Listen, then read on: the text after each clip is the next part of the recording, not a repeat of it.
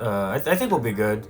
I don't know, man. I know I was kind of disappointed in this week's episode. This is like where it's breaking down again for me, where it's like it felt like we were on a roll and a high and everything was like, this is great. But this one like broke me. Like I was like stunned out of words. I couldn't even. I watched it twice and I like had no notes. I've seen it twice now. I just have. So I think, as we've said already, the point of this I think is to learn. Just like in the most basic terms. Is that the point of this? For me, it is. I didn't realize we were learning. The point, it's to, I think, as aspiring comedy writers, as people who, before the end-all be-all was to be influencers / political campaigners / TikTok aficionado, wanted to be sitcom writers. What can we take from a failure, you know?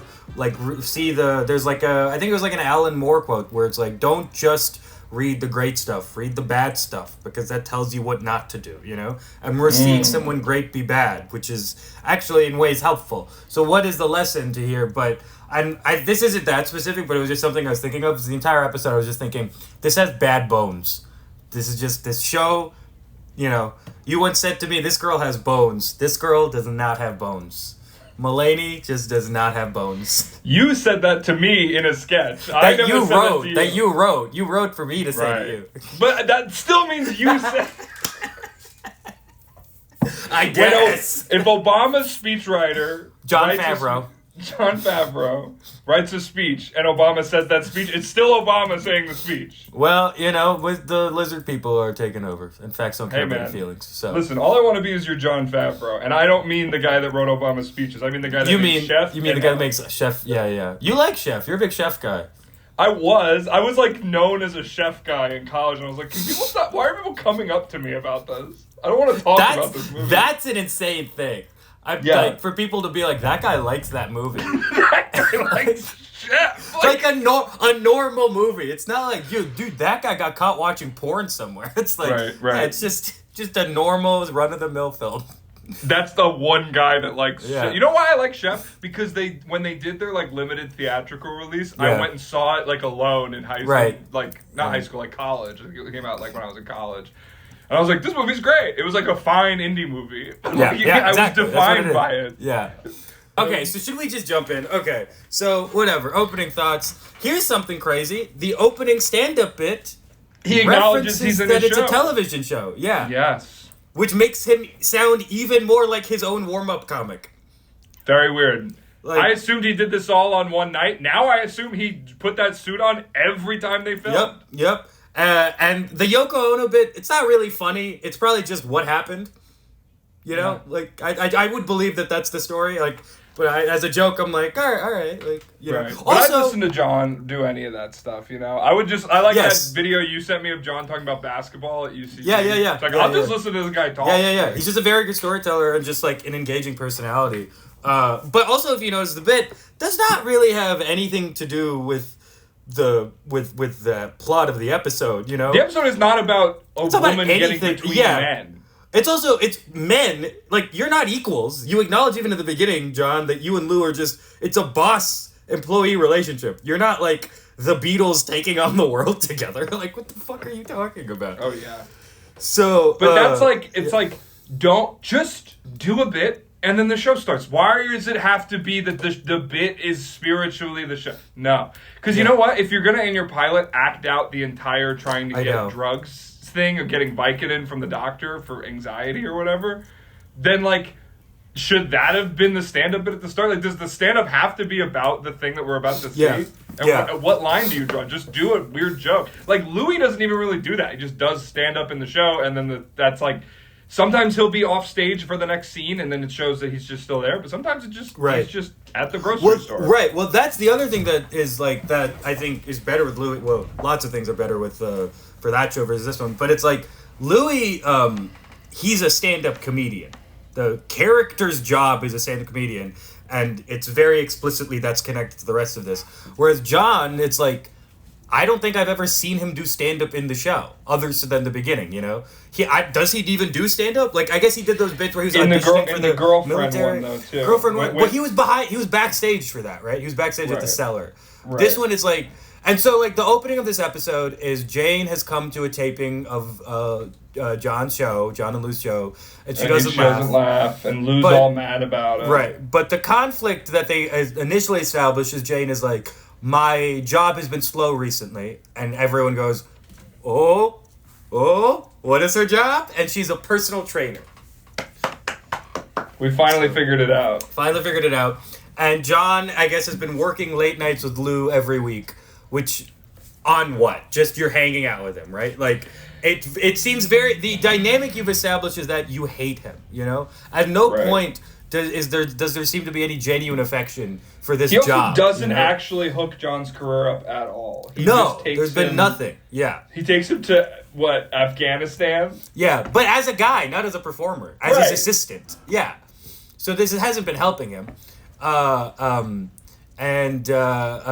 So Jane hates comedy, which we knew, but cool. The only thing Jane likes is pictures of white women cutting red peppers in kitchens, which I'm like, dude, this episode sucks, man. This episode's so bad. Like, I was it's just the acting has just never gotten better from performers who can do it. Like, Nasim can act, and her agent refuses to get back to me. So clearly she has work. Right. Clearly she's too busy to come on the Mulaney Rewatch pod. We don't want you, Nasim. We don't want you. Yeah, we just want Marty and Seaton, who also hasn't responded to my email. So I'm gonna DM every. Responded at all? No. Zach Perlman's manager responded and said, "Hey, reach out to his agents," and I said, "Okay," and then I emailed and then the website she sent me is dead completely, and then the email address is also dead, and then there's a phone number, so maybe I call that phone number. Maybe we call that phone number right now. Dude, that actually would be so funny. Should we do that? Yeah, I would love that. Okay, let's do that. Let's save that for the end. Okay.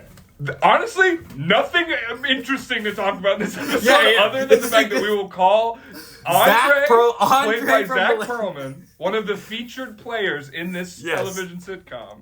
We're going to call his agent live on the show. Yeah. And what do we even say? Well, it doesn't matter. He's not going to pick up, but that would be real. Oh, okay, great. All right, now I have something to look forward to. Okay, so. Well, you have July when I might I have July. I know, dude. In my literal, not to spoil this, but in my closing thoughts, all I could write was, "Why am I so sad all the time?" Right. Your increase in beard length is not boding well. It seems like the podcast, the television show is aging you. I thought I was like, I should be. Okay, we're good. Sorry. I was like, should I shave before this? And I'm like, whatever. Oh, here's a joke. Here's another motif. TV joke is. John and Jane are talking about different generations. He says, I'm Gen Y. Jane goes, we're millennials. And then he says, well, then what happened to Generation Z? Now, here's the thing about that joke, James. What does that mean? I think it's before Gen Z was even a thing. Yeah, it was a term. I mean, I'm sure it was around, but no one's... Millennials are Gen Y, because Gen X is like everyone that's like annoying at the grocery store. Post baby boomer, yeah. Yes. Yeah. Everyone who was like alive in the 90s and like made the 90s and the late 80s fun.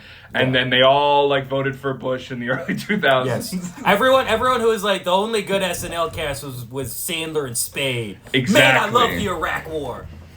Yeah, dude. I saw the Challenger explode. Just spit on yourself. Yeah, I did. That's Gen X, dude. That's the clip. And that's the clip. That's Gen X, dude. Yeah, and then, so I mean, I was like, oh, early shout out for Gen Z. That's cool. Right.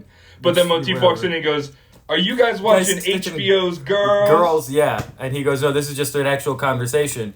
But also, is that what Girls was about? Like, I don't even what? That's not what Girls was about. Also, why does this show mention HBO's Girls like almost every episode? Also, again, Motif doesn't know what Girls is. He thought Friends was every episode we have to bring that up. I don't know what else to say. Like, does I don't think know. Girls is like. Well, the so weather you know what? show? Let's just talk about Motif's plotline here, because as a stand-up, it is slightly interesting to me, which is he brings John to his urban night. Well, it's called Club Ebony's night of enjoyment. Right. It's not a race thing. Right. But so we get to see this sitcom tackle race in a more direct way after seeing Jane with the other stuff. Anyway, man, it's so then so John's backstage and then he meets. How many Motif. episodes do we have left? 4 after this one. Okay. So John's backstage and he meets Motif's friends who are black, and Motif's black friends say, "Your characters are so funny, dude, your parents." And John goes, "Yeah, his parents are so sweet, they're professors and they make little things." And Motif's friends go, "What the hell? You're lying about your parents being weird?" Right. And he goes, "Oh no," and he's ruined. He's menaged himself. Right. Which Nikki menaged himself, yeah. How is that a term? Was her parents... No, Hassan Minaj. He lied about something in stand-up. Okay, I didn't know. And he's like, I can't do characters about how I grew up rich, and it's like, yeah, you can't. So just don't do that then, you know? Like, write some stuff. Motif is interesting because we don't get actual stand-up plots from John because ostensibly he's a TV writer, and so it's almost like they wanted to have a character that we could explore stand-up with, but they put that character as the most dumb and insane one, so it's not actually exploring stand-up in any interesting way because it just doesn't make any sense. Right. It might as well be Andre. Yeah, it should be Andre, because then it's like not even tethered to reality. Here it's like we're watching a basically all-white writing cast write very hacky and occasionally actually offensive bits about black comedy. And you're like, none of you have even watched Friday, I'm sure. Right. It doesn't even really make sense at a certain point. Yeah, and like, you know what? It is an interesting plot point to be like, oh, should you lie if it's worth it because it's funny? And it doesn't really have anything to do with the other plot. I've kind of gone out the window of any of these plots. There's no structure, yeah. So it's like, whatever. But it's like, I don't even think they really do anything that well with it. No, they don't. Because also it's like, I guess you could argue it's like, you know, he was like, people are calling me Robin Hood or reverse Robin Hood, or John says Robin from the Hood because he's like, you know, he's rich and he's stealing from the poor to tell to the rich or whatever. But it's like, I don't know, you're not like exploiting anyone. You're talking about your parents. You're lying about what your parents are like. Right, you're making up people. You're right, but that's what all stand-up is. If like the show was Motif's mom showed up and was offended, that could be something, you know. Then it's like explaining to your mom how stand-up works, which is always a nightmare, and maybe you could find something from. But the idea that someone is mad, like the Hassan Minaj thing is like, people were mad because he was lying about like getting profiled and like an actual like domestic terrorist attack against him. But if he was just like, my dad's crazy, it's like, all right, I don't care. Right. Oh, he's not that crazy? That's fine. That. He lied and then came out and told everyone that he lied about like anthrax or some sort of powder falling on his newborn baby. Yeah. Oh, he almost from yeah. Right? Like that was what it was, right? Yeah. And he was like, that didn't happen, but it was like an example of like, or whatever. He was like, it was emotionally true or something. And then I guess there was one about like, how can it be emotionally true? What's the emotional equivalent of like a terrorist? Well, you know what? Your girlfriend leaving you, which he also did lie about, right? He's the thing about like there was a girl that like wasn't into him or something, and like because he was Indian or something, right? But then he also like gave enough details in the bit where people were like, "Oh, it's this actual woman," and he's like, "Oh, it's not real." I might be getting this entire story wrong, but like I remember that being part of it, where he like gave details and people like were able to pinpoint a real life human being, and he was like, "No, that it wasn't her," and then also I was lying. Right, that's Homecoming King, right? Yeah. Right, where he's like, she didn't like me because of the color of my skin. Yeah. And then he just made that up. I think you are right that it was like they did find a woman and then he had to, like, there was something like that. Well, and this is now a whole different conversation, but it's like, I am of the opinion that you can lie about whatever the fuck you want on stage, but there's a difference when it's like he was making a point, you know, like he had the joke where he was like he's making a point about racism or politics or whatever, and so when you're lying about the basis of the point you're trying to make, it's the same thing as when someone is like lying in a political speech, right? Because it's like, well, you can't your argument holds no merit if it's not based in reality. Whereas if the only purpose of your joke is to make someone laugh, then why does it matter if your mom is crazy or not? Because it's just to, it's just to be funny. Right. If you want to lie, Bert Kreischer lies all the time. He's just telling fake stories about his life and his dad and his kids, and that's all he does. That's his whole thing. He just takes a little thing and exaggerates it, but he's not like going out there and doing any of this like political stuff. Right. He's not canvassing. You're 100% right. Yeah, and it's like if you want to be Hassan and or Hassan, I should say. Sorry, yeah, he's got so much stuff like that, dude. Like so many stories he's got about so him. much stuff. Like he just does. Just every time, it's like every single thing about him has some sort of like Vanity Fair article that spins it in a different. Yeah, what Hassan? It's Hassan. Minhaj? Yeah. It's not even Hassan Minhaj. It's Hassan Minhaj, right? Well, I mean, I can understand. I mean, speaking from literal direct experience, I can understand that. But it's like, I don't know. I mean, it's. But when you're lying about stories, and then even like your own name isn't like, I used to have a buddy who like would make up these like weird lies about himself, and then we found out the name that he was using wasn't his real name, and it was like. So you're like fundamentally not who you are. Like this is me. You're talking about me. I'm not talking about. What is your name? You picked your name.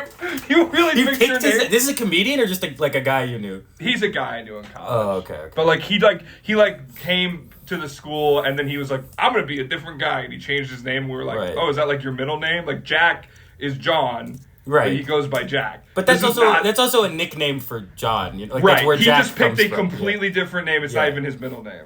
Right. Which I guess is, I guess you're allowed to do, but it's just a weird thing. Yeah. It is like an inherent thing about like trust with a name. I don't blame Minaj for that. Yeah. Nikki or Hassan. But, I just think... what are we talking about? Oh, we're talking about race in comedy. We're talking about lying. Well, actually what we're talking about is lying in comedy. Right, which I think is more interesting. Yeah. But it's like, and I feel like, I don't know if we've talked about this we definitely talked about it to each other. I think not on this.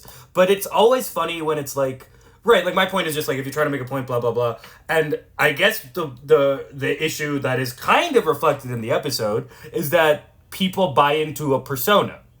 And so they want to believe that the persona is real. I probably go too far in the other direction, which is like, whenever I meet a comedian, and off stage they express like similar personality or behavioral traits or like legitimate things that they were talking about on stage. Like there was one time we had a comic on our show and she did great, she was phenomenal, but she like talked about how she was really nervous because at the show she was just at, she made like an awkward thing and it was really funny, and I was like, that's a great joke. And then off stage we were talking and she was like, oh my god, that's so embarrassing, should I text him and apologize? And I was like, oh, that was real? Like just the idea that anyone would tell the truth on stage or be themselves was like blew my mind, Right. But it's the exact opposite for I think most people. I think at a certain point in stand-up you get to a point where you don't need to, or like you just know what the right lie is. Like I think all of us lie, but you got to be good at it. Like if you're like a bad liar and you're lying all the time, you're embarrassing yourself. So it's like when Bert Kreischer lies about like the machine story he said is like 30% true. And it's like, it is a good story. It doesn't sound real. The other thing is, are you lying to make yourself sound cool, or is it still just funny? Right. If the lie is like, and then I like, and then I got laid from this crazy cool chick, and then I like jumped out of a balcony when like her husband showed up, and then I like landed on my feet and I did 16 like lines of coke, and it's like, all right, well, not only does that sound ridiculous, I think you're a loser and like or very narcissistic, Right. Like I assume Mulaney lies in some of his stand-up bits and tweaks the truth because the truth is not as funny as an idea. It's also the point of the exercise. The craft of it is writing, We're coming up with things to say. Yeah. So I do think it's a little muddled where it's like it goes back into that all white writers room being like, oh, the black comics are gonna have a problem with Motif not being authentic because that's what they care about. Yeah, and it's like, exactly. They're all lying too. Like they're all lying about stuff. Like it's it's crazy. People lie about like stuff that doesn't even matter, and they just make stuff up. So I mean, I don't trust anyone what they say or what they. I did a show this weekend. First time this weird little venue, this furniture store, did a show, and this woman showed up and she was like, yeah, I was gonna ask him if I could do a show here, and I'm like, this is why I don't trust anyone. Why are you asking to do a show? Like this is not a venue. This is a furniture store. Yeah. So you're gonna just take my idea? You're just gonna take it right away? It's the first one. Like That's like go for it though. I mean, it means that was a good show though. Yeah. Sure. Yes, but why? Like that just goes like trust in a fundamental way with any of these performers. Like I don't trust them not to try and take my thing. Why would I trust what they say on stage? Yeah. We're not. That's not what any of this is. No. But I think I want to win. Yeah, the resolution to this plot line is the funniest though, because he's like, oh wait, the characters in my life that are real, that are actually funny, are John and Jane and Oscar, and he goes on stage and then is finally able to do well again by talking about them.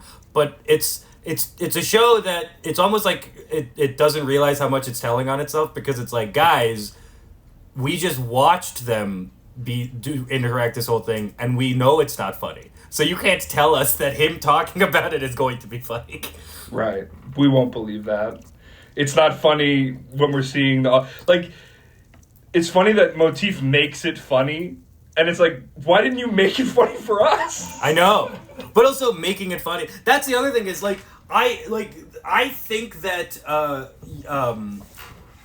I think if you're going to have a show that's fundamentally based on stand-ups, two stand-ups, the stand-up jokes need to work. You know, in the context of the show, they need to work. It can't just be the ones you do as the cold opens. Like, when you see them perform, you need to think that those are good stand-up jokes. And I've never gotten the sense that... I've always gotten the sense that there's a bit on top of Motif's things, like... Maybe I'm wrong. Maybe I'm misinterpreting this, but I don't get a sense that Motif's bits are even supposed to be interpreted as funny, and it's just supposed to be like, kooky, ridiculous, you know?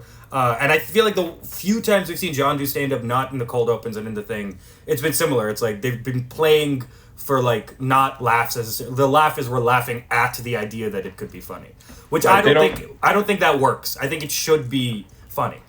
This show has no capacity to showcase stand-up in its world, because its world is not our world in a way too. So it's like Motif is so weird. This could have been such a good episode for Motif to just have just something. Motif realizes that he doesn't need to lie. He actually just needs to find the things that are funny and true about his life or whatever. Like if that's your stand-up thing, whatever. I don't believe that. I think you can lie and do whatever you want, just like you. Yeah. I'm not. I will cut this out. You tell crazy lies on stage. You can keep that in. I don't care.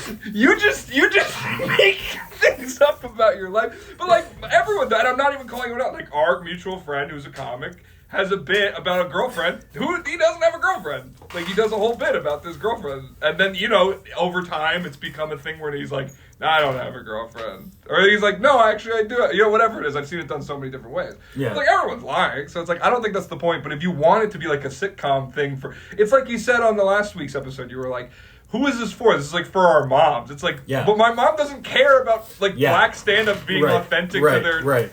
Like, why would she Because you're right. Like, that is what the ostensible, like, level, like, commentary of it is like, he's betraying the community he's in. But, one, you're not equipped to write about that. And two, they touch it so briefly that it's like, I didn't even really get it until you said that, you know? Like, yeah, of course that's the point, and that's where the stakes comes from. And that's what every other part of this I don't believe, of this episode, because of, like, that central issue where it's like, I don't believe that anyone would care about any of this. I don't believe that John would care that Jane is hanging with Lou. I don't think he likes Lou. I get the sense that he doesn't enjoy spending time with him. So why does it... you can't now just then establish that he's jealous that his roommate / unrequited love is like his non-sexual platonic trophy wife, you know? Right. Like, if anything, like, it means you don't have to spend as much time with him and you can do stand-up, John. Right, aren't you happy about that? Yeah. Like, what's the... So I don't know. Yeah, it's funny because it's like we're focusing on this is like when you're like eating trail mix and you only eat just the M&Ms. pick the smart. Yeah. The Smarties. You eat Smarties trail mix? No, Smarties is what M&Ms are called in Canada. Is that real? Yeah. Really? Yeah. So what are M&Ms called? Smarties? They're also called M&Ms. The Smarties your Smarties are not our Smarties. The Smarties in America and Canada are called Rockets. It's so interesting to learn about other cultures. You people. Can we Photoshop Jonah Hill's face on yours? That movie sucked. That movie sucked so bad, and it was on every subway platform being advertised. Yeah, and they CGI'd the kiss. The kiss. What? That's crazy. she's Wait, just let's like CGI the kiss. She's just like, we just fundamentally. I know I'm choosing to be in this role where I'm his romantic interest, but absolutely not. I will not touch him. Oh my god, who was she? She was famous, right? Lauren London, right? Am I wrong? Or am I making that up? Yeah, Lauren London. What is the movie? This is so off topic, but You People is about like, can Jewish people and black people get along? Yeah, like, that is what it's about. It actually would be more interesting if you made it like Asian and black people, because there's actually some history there. Like with LA and Korea. Right, yeah. I thought you meant like make it 6 months after COVID hits. No.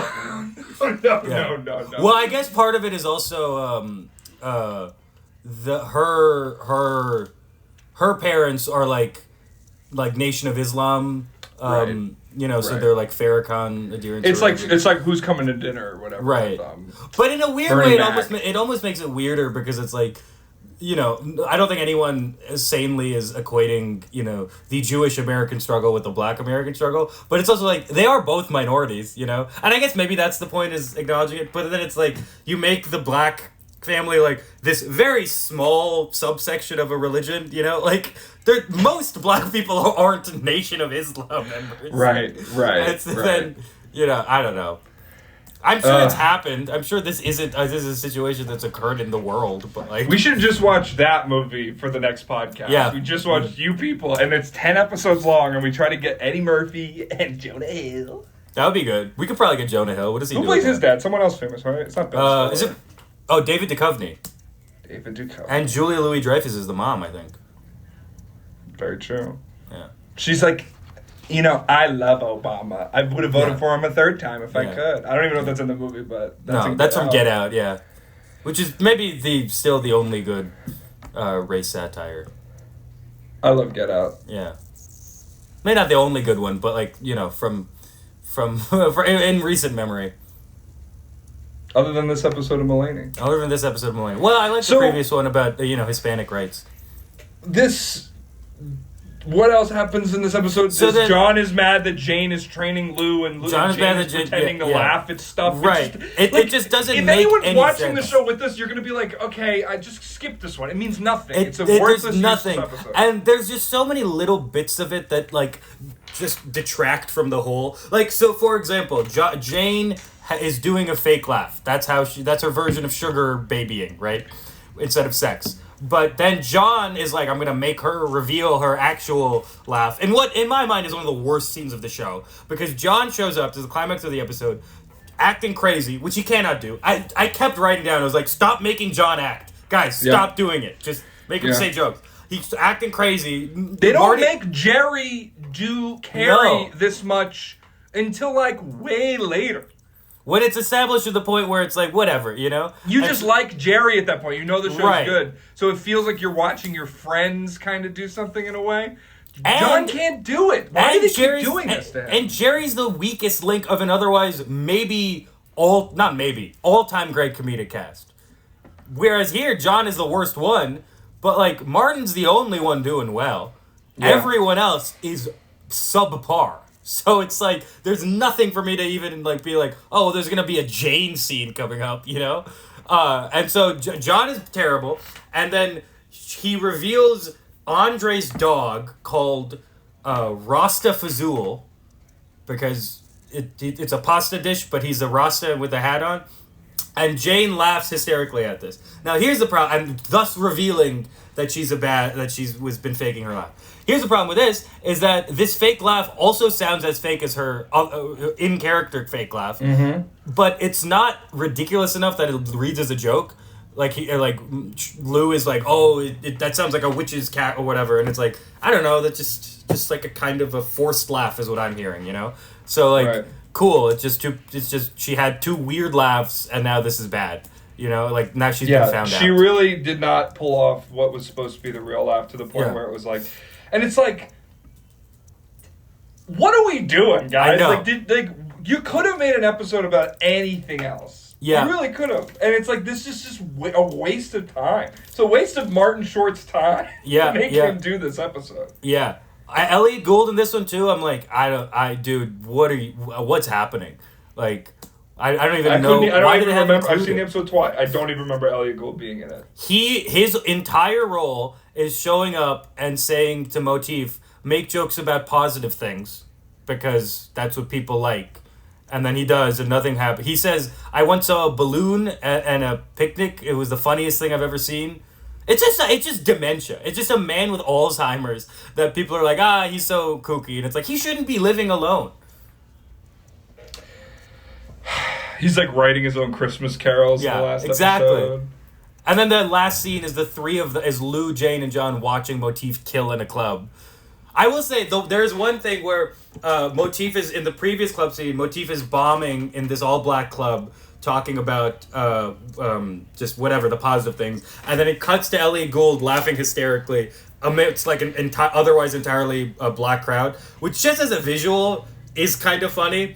They don't pull it off that well, and they don't linger on it. But I thought, hysterically laughing Elliot Gould, like fucking okay. Yeah. Dude, it's so funny because like I was in the same boat you were, where I kept like last episode and the episode before, I would take notes, and then I would go through my notes, and I had written like why, just like the words why, like over and over again, because I would be like, why Jane this, why Motif this. This episode, dude, it like broke me. I had nothing to say. There was no interest. My thought was, I was like, I think this is...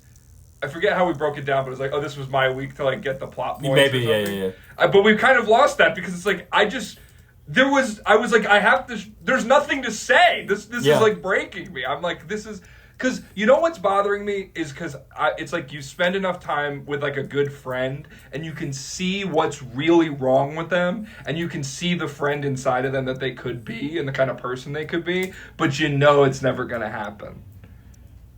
It's like a girlfriend. It's like dating someone. I'm not talking about you. You're making a face like I'm talking about you. No. I'm making a face because I think I know exactly who we both would be thinking about. Right, you just see... I mean, everyone has a friend like this, but it's like, dude, like, I like you. I want you to be the best version of yourself, but it's actually too exhausting for me to stick around and try to figure out how you do that, because I'm not your mom. And that's how I feel about Mulaney. It's like, I didn't make this show. Why am I sitting here justifying it? Like... There was one moment that every so often this breaks into like, I'm just forced to think about the world surrounding it, where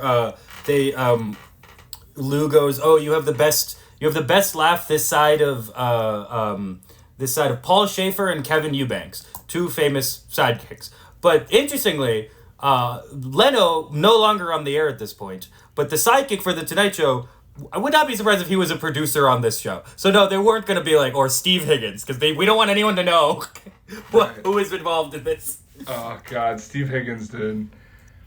Steve Higgins has had his fingers in everything, hasn't he? His fingers in everything, including... You know his fat brother was a main cast member on Malcolm in the Middle, yes. You told me that was like, because that was a show me and my girlfriend just like rewatched, and it's like so funny when you watch a show and then you Google and you find like, this person, that's Steve Higgins' brother? That's uncle to Mark Higgins or whatever that kid's name is. What's his name? Matt?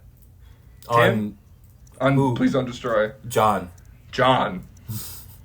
I don't care. I couldn't name you any new SNL cast member from the past 5 years accurately. It's starting to feel like that.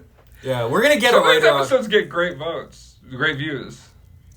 What? Oh, yeah, no, I'm not. I'm happy with them. And we're gonna get a writer on soon. I'm gonna DM them right after this. I'm gonna DM every writer. I thought you were gonna call Andre on the show. On the show I'm gonna call. Yeah. I'm gonna call his manager. Do you have anything else you want to talk about? Because you just no. call Andre. I feel like, I guess there's... Aren't your closing thoughts just like a photo of like a woman crying? Yes, that is what it was. So, what more can I ask for? Okay. Yeah. Zach manager. So his name is Steven. Okay, wait. So the website Steve Higgins? It was Steve Higgins. Okay, so the website... Wait. I'm recording on my phone. Would I be able to phone call and record? I can just cut to the computer audio. Okay. What should I even say? I don't know. Okay. Hang on. Say, hey, my name's Aditya. I host a podcast. Okay, cool. The person at extension 666 is unavailable. He doesn't exist! He doesn't exist! When I tell you, I have emailed every link I can find for Zach Promo's manager, and they have just they just keep bouncing back. Oh my god. I'm gonna find Zach. Does Zach Perlman have an Instagram? Maybe. Hang on. That was just on the whole thing. Let's check. Zach Perlman. Oh, also, like Perlman, I always think of that guy who played Hellboy. Ron Perlman. Ron Perlman, yeah. Does he have an Instagram? I don't think he does. No, he's not up there. How are you gonna be on TV and then disappear from the world? Well, I mean, we saw what he was on TV for. It's fair. No, I don't think he's anywhere. God, that's sad. All night long. Wait, who is this guy? Wait, there's a redhead. Hold on. He might be on Instagram. Wait. No, this isn't. Oh, it's Alex Perlman. Okay, there's an Alex Perlman that is also a long-haired, bearded redhead that almost looks like him, but he has 500,000 Instagram followers because he does a podcast. Let's get that guy on. Let's get that guy on and pretend he's Zach Perlman. That'd be really funny to get that guy on. Alex Perlman. Could be his brother. Maybe, yeah. Oh, I know this guy. Alex Perlman just screams about leftism and Trump. Pro or Like, anti? Anti-Trump, pro-leftism. Okay, I guess that's fine. Yeah, I don't really care. Yeah, what a fitting way for the episode to end. For such a nothing episode to just get a straight to voicemail. Did you ever listen to Sad Eyes? Yeah. This is like our Sad Eyes. But he got Tom Hanks, didn't he? But like years later, it took Tom Hanks 4 years to ever hear about the podcast. Which it would,